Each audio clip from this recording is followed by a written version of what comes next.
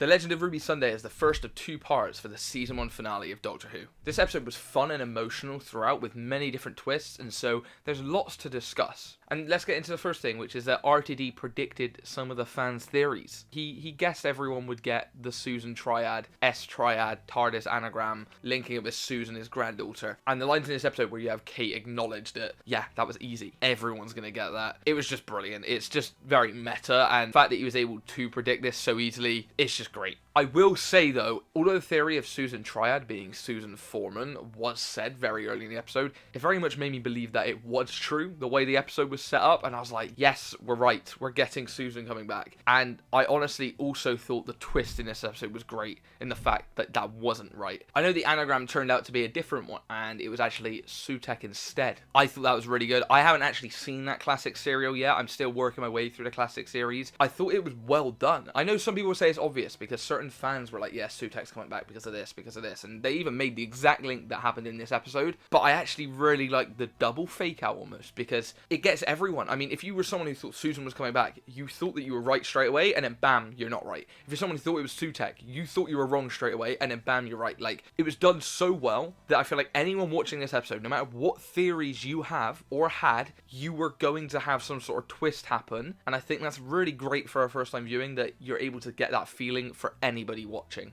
Now, on repeat viewings, you're not going to have that surprise, but I think for the first time watching, it's great that everybody gets to have that feeling, which I feel like not a lot of episodes can always do, and so I really appreciate that.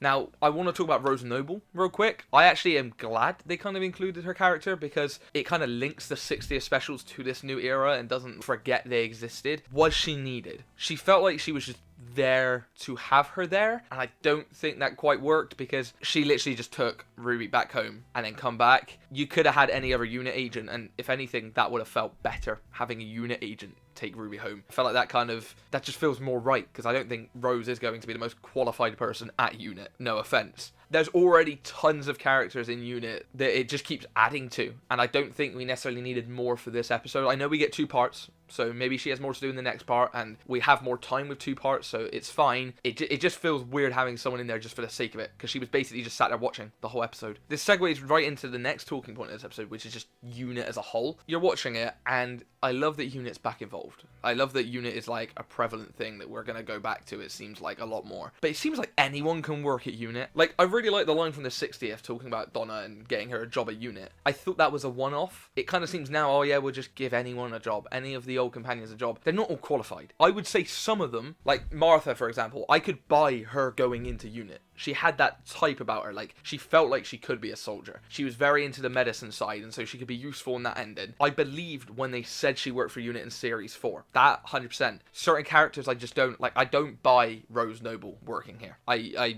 just don't. I don't even buy Donna. I know we don't see Donna here, but we know she's working there. I don't really buy Donna working at unit. There's just certain character types that I don't think fit. You know, Carla can just walk in. I know the Doctor did his thing, let her in, but why? I feel like for a somewhat top secret agency, you'd think there would be a bit more security and also quality threshold for their employees. I will say though, with unit being included more, there does have this connection to it that I almost feel like the 3rd Doctor era must have. Again, I haven't watched the 3rd Doctor era yet. I'm only past Hartnell's, and so I don't know what that's like, but this is kind of in my head what it would feel like being in that era. It feels like the home away from home for the Doctor now. It's this place that we can keep going back to, and I'm kind of liking that. I like having this Earth home base that we keep going to, and I'm excited to see how it develops in the future. And who knows, this is normally what they do with spin-offs. Set up a new group of people that you really like, a new HQ that you really like. It could be a unit spin-off, just saying. Now, I've already mentioned I like the Sutek twist, but I will say I love the design. I know what Sutek looked like in the classic era, and that would have been cool to kind of just see that come back in some way, and we could have that next episode. But the design here was really cool, like the dog design of him on the TARDIS, brilliant. I know some people say there's issues with CGI, I think it looks quite cool. And then also the people. So the design that Susan Triad has and the design that Harriet has, the whole like skull morphing face thing where it almost feels like half and half. Like the top half of their skull seeping through their head. Very creepy looking, and it looks really well done, and I'm excited to see that in the next episode. Now, I want to talk about pacing in this episode because I actually thought it was brilliantly paced. I've seen a few complaints and issues people have with the pacing, saying that they should have ended on a cliffhanger in Rogue, and that they needed to take more time introducing into unit and explaining why they're here. I think that was fine. I love the cold open where they're like getting ready for the TARDIS to come in and it flies into it. Love that scene. I also love the introduction with the Doctor telling Ruby who everybody is and just the warm welcome. It was really nice. You don't tend to see that. Normally the Doctor just shows up and they don't really know he's coming for the most part. It's like he actually told them, I'm coming because I need your help, and that they were ready to help him.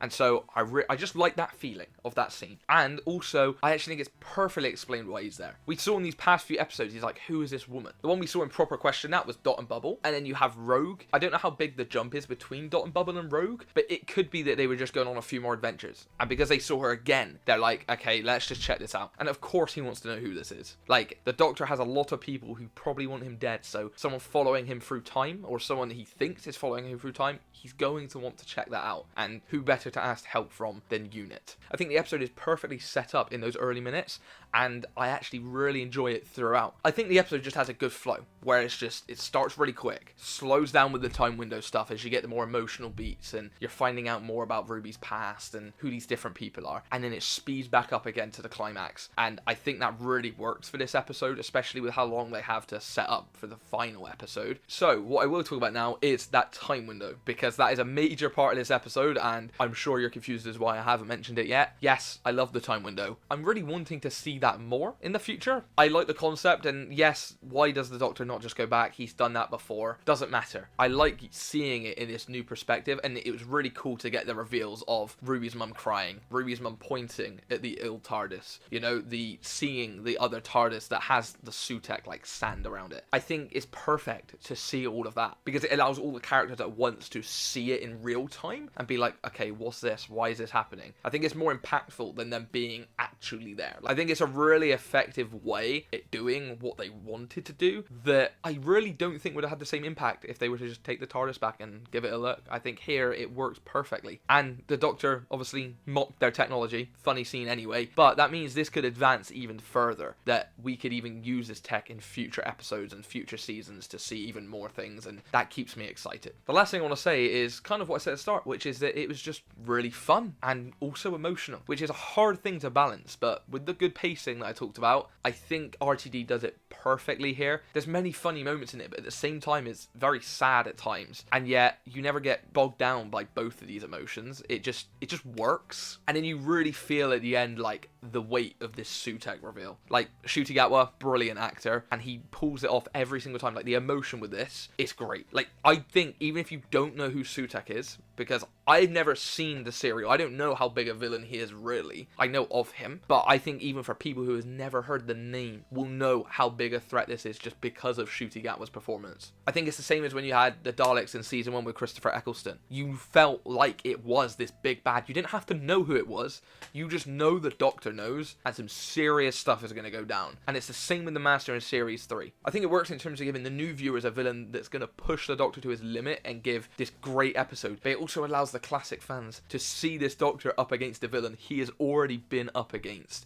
And so for both parties, I feel like it's a win-win. And I think Rusty Davies has nailed it here, picking this as the villain, and I genuinely could not be more excited for this final episode. As someone who thinks Rusty Davies finales are some of the most hit or miss, I'm really hoping he nails it. I know this is a high score. I'm probably going to give this episode a 9 out of 10, because for me, it is almost at the peak of my enjoyment, and that is what I give my ratings on. I left this episode feeling amazing. Loved it. Not as high as, say, 73 yards. That was just brilliant in my eyes, but this episode was damn near perfect for enjoyment. With that said though, that is all I have for you today. Make sure you drop some comments down below of what you thought of the episode. I'd be really interested to see what you have to say, and I'll see you in the next video. Goodbye.